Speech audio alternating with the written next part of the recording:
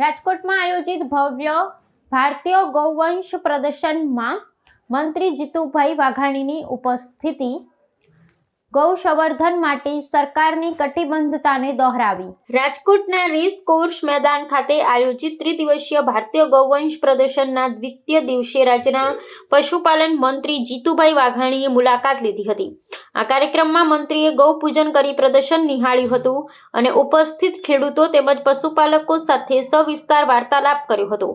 ગાયને ભારતની ધાર્મિક, આધ્યાત્મિક અને સાંસ્કૃતિક ધરોહર ગણાવતા મંત્રીએ સ્પષ્ટ કર્યું હતું કે રાજ્ય સરકારના દેશી ગૌવંશના જતન અને સંવર્ધન માટે સંપૂર્ણપણે કટિબદ્ધ છે.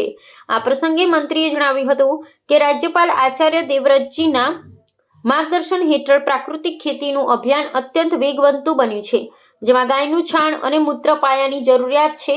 આથી ખેડૂતોએ ગાયનું મહત્વ સમજી પશુપાલન ક્ષેત્રે વધુ સક્રિય થવાની તાતી જરૂર છે. વધુમાં ગીર ગાયને બ્રાઝિલ સહિત વિશ્વભરમાં ખ્યાતિ અપાવવા બદલ ભાવનગરના રાજવી કૃષ્ણકુમાર સિંહજીના અમૂલ્ય યોગદાનને વિશેષ રૂપે યાદ કરવામાં આવ્યું હતું.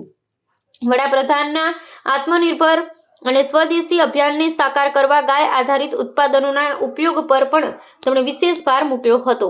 આ ભવ્ય પ્રદર્શનમાં ગુજરાત ઉપરાંત રાજસ્થાન, મધ્યપ્રદેશ અને મહારાષ્ટ્ર જેવા અન્ય રાજ્યોમાંથી મોટી સંખ્યામાં પશુપાલકોએ ઉત્સાહભેર ભાગ લીધો છે.